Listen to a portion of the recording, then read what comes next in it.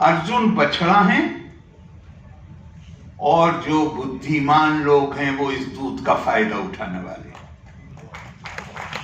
हमारे यहां ओरिजिनलिटी तो कोई क्लेम ही नहीं करता। हमारे यहां कॉपीराइट का कंसेप्ट नहीं था। क्यों? हम ये मानते हैं कि जो बुद्धिमत्ता है, जो प्रज्ञा है, वो मानवता की साझी विरासत है। उस पर हम अधिकार भार, इसलिए आप देखिए ना अपनी सारी पुस्तकें एक ही लेखक हैं, व्यास। और एक दिन सर पकड़े बैठे थे, वो नारद जी कहीं से घूमते घूमते आ गए, तो बोले क्यों इतने दुखी क्यों बैठे हो? बोले इतनी मेहनत करी है, टाइम लगाया है, इतनी पुस्तकें संकलित की हैं, कोई पढ़ता ही नहीं, कोई फायदा ही नहीं उठाती। आज की बात नहीं हो रही, मतलब ये खास तौर से इसलिए मैं कह रहा हूं कि आप घबराइए मत। अगर आज हम नहीं पढ़ते तो पहले भी नहीं पढ़ते थे लोग, तो वो और दुखी हो गए बेचारे। तो बोले कि फिर रास्ता क्या है? बोले ये गहन दर्शन है जो आपने लिखा है। अब एक काम करिए, थोड़ा काम और करिए, बल्कि एक काम नहीं करिए, थोड़ा काम और करिए। और वो करिए ये कि छोटी छोटी कहानियों में इस गहन दर्शन को पिरो दीजिए। कहानियों के माध्यम से लोग पढ़ेंगे। और फिर हमारे यहाँ वो किताबें आई कि जो आज पढ़ी जाती हैं और लोग उससे बहुत कुछ सीखते भी हैं, कोई शक की बात नहीं।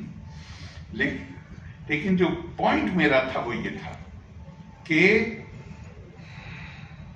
हमारे सबके बीच में एक भारत का सबसे बड़ा आदर्श सनातन कहते हैं, मैं रिलीजियस सेंस में नहीं इस्तेमाल कर रहा हूं। सनातन कहते हैं इटर्नल। अगर 10 मंजिल से छलांग लगाई होती 2000 साल पहले तो भी हाथ पैर टूटते, और आज लगाओगे तो भी हाथ पैर टूटेंगे। सनातन उसको कहते हैं। तो सनातन सिद्धांत जो है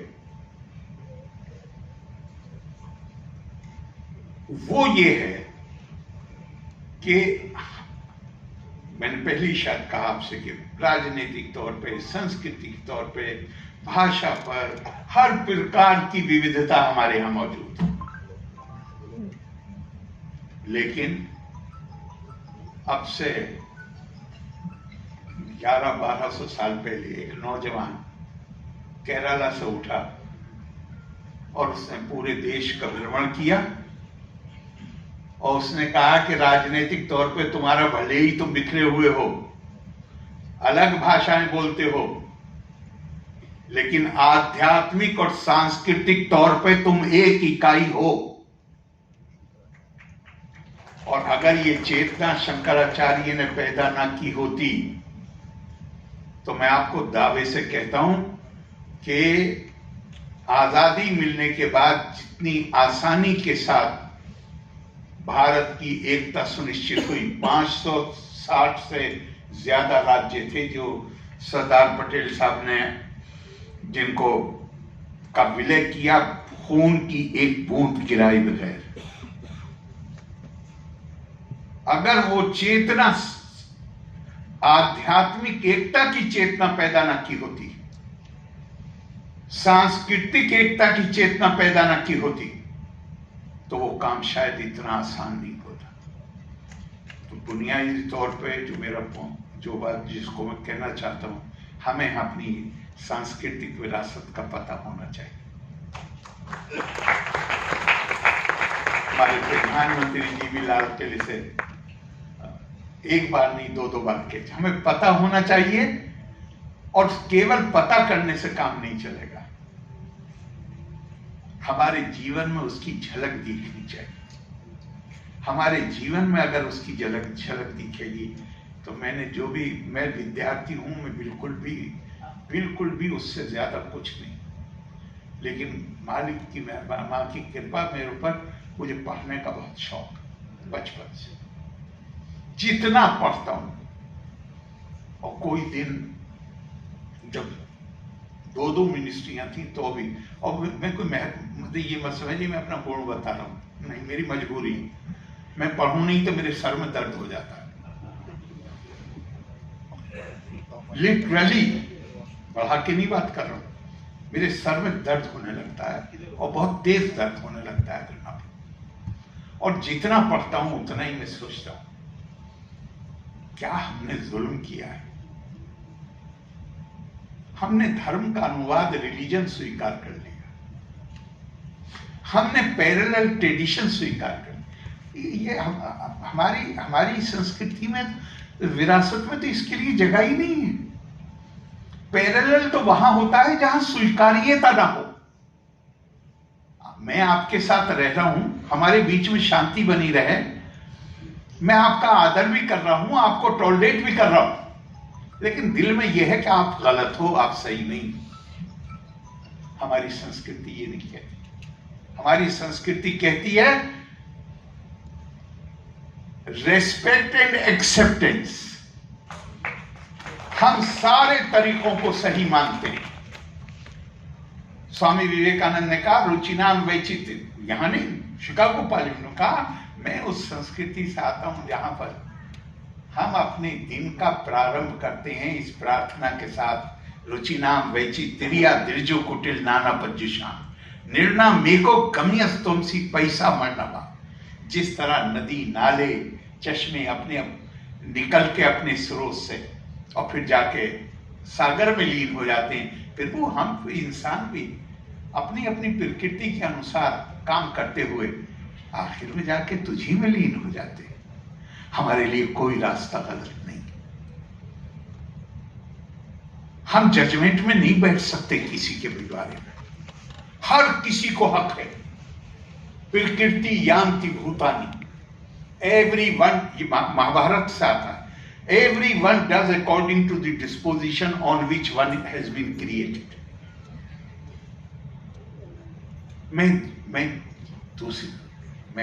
मैं अपनी राय, मुझे किसी के ऊपर थोपने का कोई अधिकार नहीं। फ्री स्पिरिट, इस देश में फ्री स्पिरिट, अंतर आत्मा की स्वतंत्रता किस हद तक गए हैं हमारे मनुष्य, किस हद तक। तेज देखम कुल सियार्थे, अपने खानदान के लिए अपने आप अपनी बलि भी देनी हो तो दे दो। ग्राम सियार्थे कुलम तेजित, अपने गांव के लिए अगर अपने परिवार को कुर्बान करना हो तो कर दो। ग्रामम जनपद सियार्थे, आज तो हम जनपद जिले को कहते हैं, उस वक्त जो सॉवरेन यूनिट्स थी, जो भारत पॉलिटिकली फ्रेगमेंटेड था, उसको जनपद कहते थे। तो उसे एक तरह से देश भी कहा जा सकता है। तो कहा गांव को देश के ऊपर कुर्बान कर दो। पर आत्मा के लिए, आत्मा की स्वतंत्रता के लिए चौथी लाइन है कि पृथ्वी तेजे, पूरी दुनिया को कुर्बान कर दो। इतना ज्यादा महत्व है फ्रीडम ऑफ स्पिरिट का, इतना ज्यादा महत्व। सृजनात्मक क्षमता उसी समाज में और उस समाज के व्यक्तियों में होती है जिस समाज में फ्रीडम ऑफ स्पिरिट होती है। अगर स्पिरिट की फ्रीडम ना हो, अंतरात्मा की स्वतंत्रता ना हो, और मैं हमारे यहाँ कृपा शंकर सिंह जी बताएंगे, वो पूर्व, खासतौर से पूर्वी उत्तर प्रदेश में कहावत है, ठाकुर सुहाती कहो, है कहते हैं ना। फिर अंतरात्मा गई, जो पावर में है वो हमें बोल देना है। ये भारत ने कभी स्वीकार नहीं किया, कभी स्वीकार नहीं किया भारत ने। और यही कारण है कि भारत में डेमोक्रेसी मजबूत हुई। छोटी मोटी कोई घटनाएं हों बीच में, वो एक अलग बात है, लेकिन कुल मिला के चूंकि हम ये भारतीय सभ्यता, भारतीय संस्कृति का की अनूठा योगदान है, अनूठा। Indian culture and civilization unique contribution कि हमने we have divinized the humanity and we have humanized the divinity. मानव का दिव्यकरण और दिव्यता का मानवीयकरण, ये यूनिक कंट्रीब्यूशन। और ये सिर्फ हमने पाप भी बहुत किए हैं, वो भी मुझे कहने दिए, पाप बहुत भारी पाप किए हैं कि जहां हमने हमारा विश्वास अहम ब्रह्मास्मि में है और हमने लोगों में जन्म के आधार पर ज्यादतियां की। और मैं यहाँ नहीं कह रहा हूँ, मैंने दिल्ली यूनिवर्सिटी में अभी 6 महीने पहले उन्होंने बुलाया, मैंने उनसे कहा आप यूनिवर्सिटी, पूरा देश दिल्ली में नहीं है, उत्तर भारत में नहीं है, ये देश बहुत बड़ा देश है। इसे केस स्टडी के तौर पर इसे टेकअप करिए। केरला में 100 साल भी अभी नहीं हुए, स्वामी विवेकानंद आए तो उन्होंने 3 दिन रुके और 3 दिन बाद कहा कि ये तो राज्य नहीं है, ये तो पागलखाना है। भ्रंताले शब्द प्रयोग किया, शायद बंगाली में भ्रंताले कहते होंगे पागलखाने। कहा ये तो लूनेटिक एसाइलम है। 40% से इतना ऑपरेसिव सोशल ऑर्डर था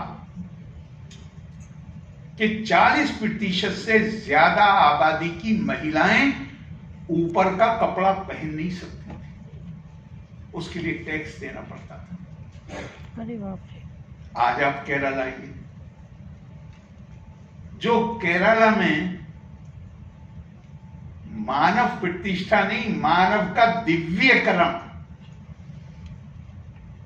जो स्वामी विवेकानंद ने कहा ना कि my mission can be explained in very simple words.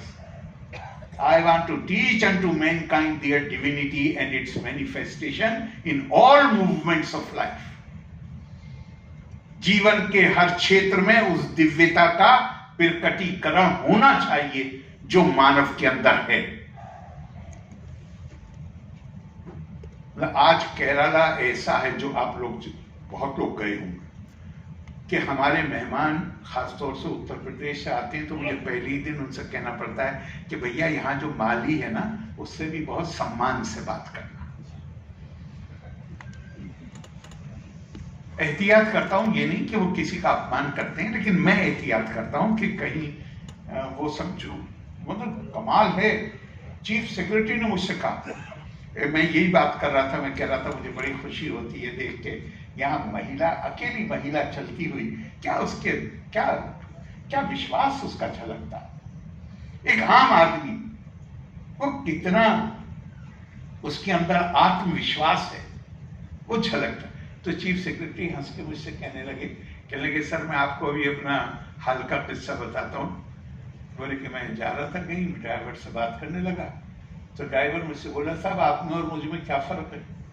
मैंने IAS का इम्तिहान नहीं लिखा, आपने लिख दिया। वो ये नहीं कह रहा कि मैं सिलेक्ट नहीं होता, वो कह रहा है मुझे तो दिलचस्पी नहीं IAS बनने में, मैंने इम्तिहान नहीं लिखा क्योंकि मुझे दिलचस्पी नहीं था। ये जो इतना बड़ा परिवर्तन आया है वहां, और कोई सामाजिक तनाव पैदा किए बगैर, इसलिए ये केस स्टडी। भारत में और जगह भी बहुत परिवर्तन आए, लेकिन परिवर्तन थोड़े तनाव के साथ आए। केरला में कोई तनाव नहीं। क्यों?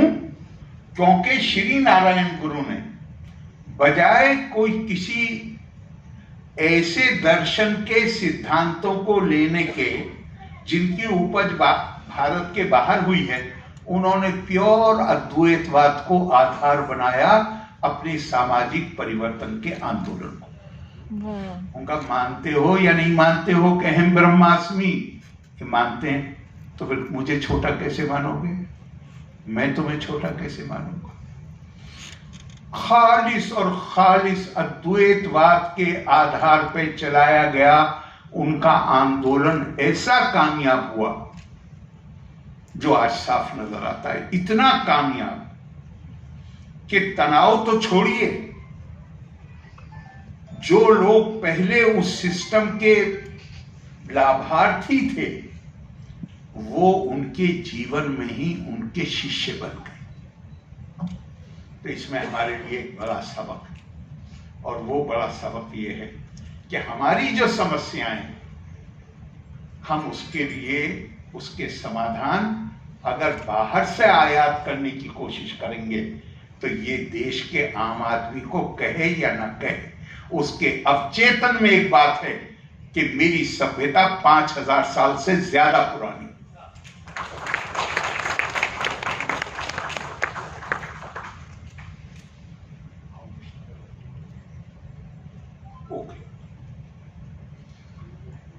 मैं 5000 साल की सभ्यता की मेरी विरासत हो और मैं अपनी समस्याओं के समाधान के लिए किसी और की दुकान पे माल खरीदने जाऊं, वो उसका मन मस्तिष्क स्वीकार नहीं। मैंने पहले ही कहा, डेमोक्रेसी को उससे इसलिए स्वीकार किया कि भले ही हमारी हरकतें चाहे जितनी बुरी नहीं हो, लेकिन सैद्धांतिक रूप में हमने आध्यात्मिक बराबरी को स्वीकार किया हुआ था,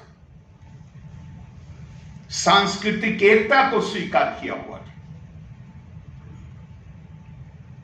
इसलिए कोई तनाव नहीं हुआ, उसमें हमारे लिए बड़ा भारी शिक्षा है। मैं यहाँ साहित्यकार है, यहाँ पे रंगकर्मी है, यहाँ पे अभिनय करने वाले हैं, यहाँ पे स्टोरीज लिखने वाले हैं। प्लीज इस तरफ ध्यान दीजिए। हमारा देश बहुत बड़ा है, ना हमारा देश अकेला दिल्ली, न बंबई है, न कलकत्ता है। ये देश के बड़े केंद्र हैं, चेन्नई है, लेकिन देश बहुत बड़ा है। और सारी सामने जैसे स्वामी विवेकानंद ने कहा, मैं उसके साथ खत्म करूंगा चूंकि समय मैंने पहले ही दिया। और बिल्कुल हमारे सांस्कृतिक मूल्यों के एकदम अनुरूप है वो बात। स्वामी विवेकानंद ने कहा कि तुम्हारे जीवन का उद्देश्य क्या है? सुख की प्राप्ति? उनका हरगिज नहीं।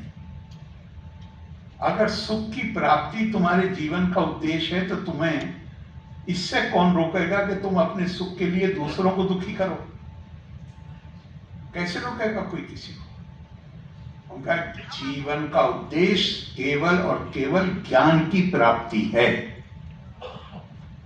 तो लोगों ने पूछा, और ज्ञान का उद्देश्य क्या है सर? तो उनका ज्ञान का उद्देश्य है कि सामने से नजर आने वाली विविधताओं के अंदर छुपी हुई एकता को इंसान तलाश करे, जहां उसके अंदर one is able to build the capability to recognize the underlying unity behind the apparent diversities. ये भारतीय चिंतन का, जैसे या भारतीय संस्कृति का जैसे कहना चाहिए मूलभूत स्तंभ, फाउंडेशनल वर्च्यू। हमारी जिम्मेदारी है, हम अगर गर्व करते हैं कि हमारी संस्कृति पुरानी है, अनब्रोकन है, कोई बीच में टूटी नहीं है, यूनान और मिस्र की तरह, मेसोपोटामिया की तरह, तो हमारा ये भी फर्ज है कि हम इसको समझें, आत्मसात करें। और मुझे पक्का विश्वास है कि अगर हम अपने सांस्कृतिक मूल्यों को समझते हैं और उसे आत्मसात करते हैं तो उससे जो तेज पैदा होगा वो सिर्फ हमारे देश के लिए नहीं, पूरी दुनिया को रोशनी दिखा सकेगा। धन्यवाद। जय हिंद।